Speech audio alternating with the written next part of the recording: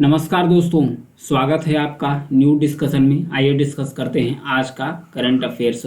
ये है गुलाबी रंग का डायमंड्स यानी हीरा है।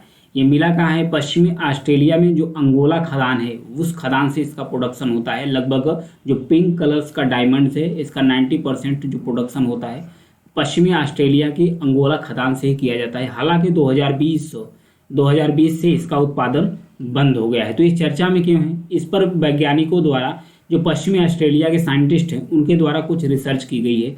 उन्होंने बताया कि ये जो पिंक कलर का डायमंड्स है यह पृथ्वी का जो पहला सुपर कॉन्टिनेंट है बालबरा या जिसे नूना भी कहते हैं, उसी का ये पार्ट है, उसी का यह टुकड़ा है। बताया जा रहा है कि 1.3 अरब साल पहले बालबरा का जब बिखरा हुआ था, जब वो टूटा था, उस जो टुकड़ा था उसका ये जो पिंक कलर का हीरा है ये निकला था वहाँ से। तो इस हीरे की विशेषताएं की अगर बारे में बात करें तो दुर्लभ और अत्यधिक प्रतिष्ठित प्रकार का ये डायमंड्स है। ये शानदार गुलाबी या लाल गुलाबी रंग का है। गुलाबी हीरे असाधारण रूप से दुर्लभ है। दुर्लभ उनकी मनोरम सुंदरता के लिए ये बेहद मूल्यवान भी है, बेहद फेमस भी है। गुलाबी हीरे अपने विशिष्ट हीरे की क्रिस्टल जाली अद्वितीय संरचना अनियमितताओं से मिलता है, न कि नाइट्रोजन या बोरान जैसी अशुद्धियों से। तो ये था इसका रंग।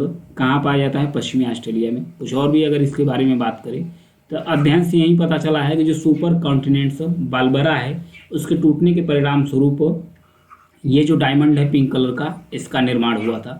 पिंक कलर के डायमंड्स का उसमें निर्माण हुआ था। ये घटना कब हुई थी? जब टेक्टोनिक प्लेटों के टकराने से तो जो तीव्र प्रकार की जो भूगर्भीय का बल उत्पन्न हुए थे उसके कारण से ये टकराव हुआ। ये पिंक कलर का डायमंड्स वहाँ से निकल गया।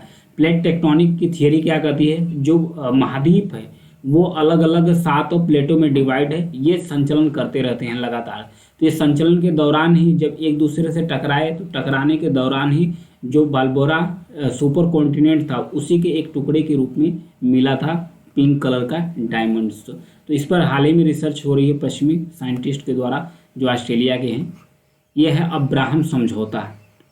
ये है अब्राहम समझौता। ये किसके किसके बीच में हुआ है पहले तो इसके बाद जानेंगे। इसके 3 साल पूरे हो गए हैं, मतलब कि 2020 में इसे साइन किया गया था यूएई और इजराइल के बीच में, और इजराइल के बीच में। इजराइल और यूएई मतलब संयुक्त अरब अमीरात, दोनों के बीच में जो राजनयिक संबंध है उसे स्थापित करने के लिए 2020 में अमेरिका की मध्यस्थता में, ध्यान रखिएगा, अमेरिका के मीडिएशन के साथ इसे साइन किया गया था इस अकॉर्ड्स को। हालांकि संयुक्त अरब अमीरात और इजराइल के बीच यह सामान्यीकरण समझौता है। बाद में इसमें बहरीन, सूडान और मोरक्को भी शामिल हो गए। बहरीन, सूडान और मोरक्को भी शामिल हो गए। तो इसमें इजराइल के द्वारा किया क्या गया था? ये मैप देखिए, ये है वेस्ट बैंक, ये है वेस्ट बैंक, ये है गाजा पट्टी, इसे गाजा स्ट्रिप भी कहते हैं। ये फ़लस्तीन, इन दोनों को मिलाकर फ़लस्तीन बोला जाता है। फ़लस्तीन पर कब्जा करता है। तो जो वेस्ट बैंक है इस पर कुछ हिस्सों पर ये कब्जा करने जा रहा था इजराइल। तो ये जब समझौता हुआ था तो इसके जो कब्जा है, इजराइल ने कहा कि मैं जो कुछ हिस्से पर कब्जा करने जा रहा हूँ इसे मैं नहीं करूँगा। तो ये समझौता हुआ दोनों देश को, तो उसे अब्राहम एकॉर्ड्स के नाम से जाना गया। इसमें कुछ और भी विशेषताएं हैं। इसमें विशेषताएं हैं कि इसमें कौन कौन से देश है इसमें शामिल हो गए। हालांकि इसी के साथ जो यूएई है वो इजराइल को मान्यता दे दिया। इजराइल को मान्यता देने वाला तीसरा देश बन गया। इसके पहले जो मिस्र है 1979 में इजराइल को मान्यता दिया था। उसके बाद जॉर्डन ने 1994 में, यानी 1994 में जॉर्डन ने भी इजराइल को मान्यता दे दी कि इजराइल एग्जिस्ट करता था। नहीं तो जो अरब कंट्री है वो इजराइल को मान्यता नहीं देती थी कि इजराइल नाम का देश भी कोई है। वो कहते हैं पूरा फिलिस्तीनी है। तो यह एक न्यू क्वाड के रूप में भी उभर रहा है, क्योंकि मोहम्मद सोलिमन्स एक मिस्र के विद्वान हैं। उन्होंने कहा जो भारत और अब्राहम समझौता है ये दोनों मिलाकर ये विचार एक जो पश्चिमी क्षेत्र है उसके अंदर जो भी फायदे या जो भी निहितार्थ है दोनों देशों के बीच में, या जो भी देश इसके अंतर्गत है, तो वो मिलाकर एक न्यू क्वाड देश बना सकता है। तो इसमें कौन कौन से देश शामिल होंगे? भारत, इजराइल, संयुक्त अरब अमीरात, संयुक्त राज्य अमेरिका, ये चारों देश इसमें शामिल होकर क्वाड जैसा एक नया देश बना सकते हैं। हालांकि क्वाड में कौन कौन से है? इंडिया है, ऑस्ट्रेलिया है, जापान है और उसके बाद अमेरिका है। ये 4 देशों मिलाकर क्वाड समूह बना हुआ है। हालांकि इसे पश्चिम का क्वाड भी कहा जा सकता है, पश्चिम का क्वाड कहा जा सकता है। यह है इजराइल का मैप। नेक्स्ट बढ़ेंगे, समुद्री टार्डिग्रेड्स के बारे में दिया है, यह है समुद्री टार्डिग्रेड्स। ये चर्चा में क्यों, इसके बारे में जानेंगे। Cochin university of science and technology के शोधकर्ताओं ने दक्षिण पूर्व तमिलनाडु के जो मंडपम है उसमें समुद्री टार्डिग्रेड की एक नई प्रजाति की खोज की है। ये जो टार्डिग्रेड होता है उसकी एक नई स्पीसीज की खोज की गई है, जिसका नाम क्या रखा गया है, जिसका नाम रखा गया है बैटलिप्स, जिसका नाम रखा गया है बैटलिप्स। तो इस बैटलिप्स का नाम रखा गया है इसकी अगर खासियत की बात करें तो इसकी खासियत है यह फ्लेक्सिबल होता है और जो लंबा समय तक जीवित रहने के लिए भी जाना जाता है। इसे जल भालू बोलते हैं, वाटर बियर्स बोलते हैं, जल भालू के रूप में भी इसे जाना जाता है। ये जो नई पहचान की गई प्रजातियां, इसका नाम क्या रखा गया है, इसका नाम रखा गया है जीनस बैटलिप्स, इसका नाम रखा गया है जीनस बैटलिप्स। तो इसका जो पूर्व साइंटिस्ट और उसके बाद राष्ट्रपति हैं डॉक्टर एपीजे अब्दुल कलाम, इन्हीं के सम्मान में इसका नाम रख दिया गया है बैटलिप्स कलामी। इसका नाम क्या रखा गया है, बैटलिप्स कलामी रखा गया है, इसको भी ध्यान रखिएगा। अगर टार्डिग्रेड्स के बारे में थोड़ा और भी जानकारी इकट्ठा करें जाने तो फिर यह जानवर चरम होता है। चरम मतलब कि ये 30 वर्षों तक, ध्यान रखिएगा, 30 वर्षों तक भोजन पानी के बिना रह सकता है। यह निलंबित एनिमेशन स्थिति में प्रस्तुत है, जिसे ट्यून स्थिति कहा जाता है। जिस एनिमेटेड स्थिति में इसे प्रस्तुत किया गया है, यह ट्यून स्थिति इसको बुलाती है। टार्डिग्रेड्स शिकारी मांसाहारी होते हैं। टार्डिग्रेड्स जलीय वातावरण के अलावा विभिन्न परिस्थिति तंत्रों में भी पाए जाते हैं, मतलब कि जल के अलावा भी बाहर भी ये रह सकता है आसानी से। आगे बढ़ेंगे।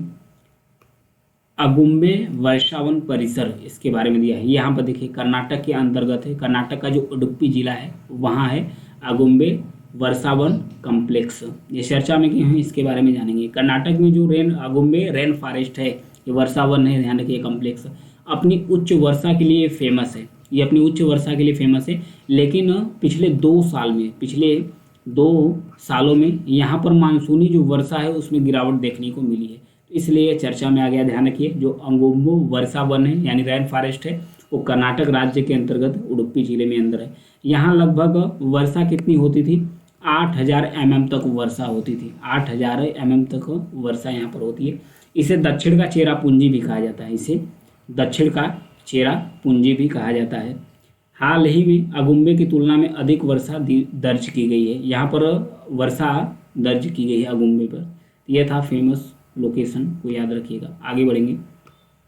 तुंगारेश्वर वन्यजीव अभ्यारण्य के बारे में दिया है। यह है कहाँ, मुंबई में सूर्या क्षेत्रीय जल आपूर्ति परियोजना ने तुंगरेश्वर सुरंग का सुरंग निर्माण कार्य पूरा करके महत्वपूर्ण सफलता हासिल की है। एक इसमें सुरंग स्थापित किया गया है जो तुंगनेश्वर वाइल्ड लाइफ सेंचुरी है वहाँ पर। ये मुंबई से लगभग 75 किलोमीटर उत्तर में पालघर जिले में वसई और विरार के पूर्व में एक पठार पर स्थित है। यह संजय गांधी राष्ट्रीय उद्यान और तानसा वन्यजीव अभ्यारण्य के लिए एक गलियारा यानी कॉरिडोर्स का भी काम करता है। उन दोनों को पहुंचने के लिए एक कॉरिडोर का भी यह काम करता है। पहाड़ी इलाके, इसके घने जंगल, छोटी नदियां या झरने इसकी विशेषता है जो तुंगरेश्वर वाइल्ड लाइफ सेंचुरी है। सबसे बड़ी बात है कि जो तुंगरेश्वर वाइल्ड लाइफ सेंचुरी है कहाँ सिचुएटेड है, मुंबई के से 75 किलोमीटर उत्तर में स्थित है, महाराष्ट्र के अंतर्गत। यहाँ पर एक प्रसिद्ध मंदिर है जिसका नाम है तुंगरेश्वर मंदिर। इसी के नाम पर ये भगवान शिव को समर्पित है। ये जो मंदिर है भगवान शिव को समर्पित है, इसी के नाम पर इस वाइल्ड लाइफ सेंचुरी का नाम रख दिया गया है। आगे बढ़ेंगे, मिथुन के बारे में देंगे। मिथुन चर्चा में क्यों है, पूर्वोत्तर के मिथुन को खाद्य पशु का टैग मिला है। खाद्य पशु मतलब फूड एनिमल्स, इसे फूड एनिमल्स का टैग दिया गया है। ये पूर्वोत्तर भारत में पाए जाते हैं, जैसे अरुणाचल प्रदेश, मणिपुर, मिजोरम और नागालैंड। यहाँ का ये राज्य पशु भी है, ध्यान रखिएगा, यहाँ का ये राज्य पशु है। इसका वैज्ञानिक नाम बोस फ्रंटलिस है। इसका वितरण पूर्वोत्तर भारत के हरे भरे और पहाड़ी क्षेत्रों में मिलते हैं। यह अरुणाचल प्रदेश, नागालैंड, मणिपुर और मिजोरम का राज्य का मूल निवासी, राज्य पशु नहीं है, वहाँ का मूल निवासी है, मतलब वहीं इसका वर्जिन हुआ है। अरुणाचल प्रदेश, मणिपुर, मिजोरम, नागालैंड, यहाँ पर उसका वर्जिन हुआ है। इसे अक्सर पहाड़ियों की मवेशी के रूप में भी जाना जाता है। यह भारतीय गौर या बाइसन के नाम से जो जाना जाता है उसी का वंशज माना जाता है, और भी अगर इसके बारे में कुछ जाने, मिथुन घरेलू मवेशियों जैसा दिखता है। इसकी विशिष्ट आकृति होती है। इसके कंधों पर एक कोबड़ होता है, लंबे ऊपर मुड़े हुए सींग होते हैं, गले के नीचे एक डुलुक होता है, अलग अलग रंग कलर के हो सकते हैं। इसका सांस्कृतिक महत्व के बारे में बात करें पूर्वोत्तर भारत के कई स्वदेशी समुदायों की संस्कृतियों और परंपराओं में केंद्रीय भूमिका निभाता है। पारिवारिक बैंक के रूप में काम करता है। इसका आर्थिक महत्व भी है। मिथुन का उपयोग अनुष्ठानों, त्योहारों और समारोहों में भी किया जाता है। यह मूल्यवान संपत्ति भी है क्योंकि इसका मांस का भी उपयोग किया जाता है, इसके दूध भी होते हैं, इसके खाल का भी इस्तेमाल किया जाता है बहुत सारे कामों के लिए। तो ये था इसका मिथुन का महत्व। विश्व गैंडा दिवस के बारे में दिया है। हर साल विश्व गैंडा दिवस 22 सितंबर को मनाया जाता है। ध्यान रखिएगा, 22 सितंबर को विश्व गैंडा दिवस मनाया जाता है। तो गैंडों के बारे में एक नज़र डाल लेते हैं। गैंडे सभी 5 प्रजातियों और उन्हें बचाने के लिए इस दिवस को मनाया जाता है, जागरूकता फैलाने के लिए। इसकी घोषणा पहली बार 2010 में की गई थी। इसकी घोषणा पहली बार 2010 में की गई थी। वाइल्ड लाइफ सेंचुरी यानी कि जो WWF दक्षिण अफ्रीका द्वारा इसका घोषणा की गई थी 2010 में। यह विशेष दिन संबंधित संगठनों, गैर सरकारी संगठनों, चिड़ियाघरों और जनता के सदस्यों को अपने अनूठे तरीकों से गैंडों का सेलिब्रेट्स करने के लिए इसे मनाया जाता है। जो विश्व गैंडा दिवस है, उस प्रजातियों को रक्षा करने के लिए। तो 5 जो प्रजातियां हैं उसके बारे में थोड़ा जान लेते हैं। जो जावा गैंडन्स है और फिर सुमात्रन गैंडन्स है, जो जावा और सुमात्रा द्वीप पर मिलते हैं। ब्लैक गैंडे होते हैं, वाइट्स गैंडे सफ़ेद गैंडे होते हैं। एक सिंग वाला गैंडर्स होते हैं जिसे गैंडा यूनिकॉर्न्स बोलते हैं, वो इंडिया में मिलते हैं।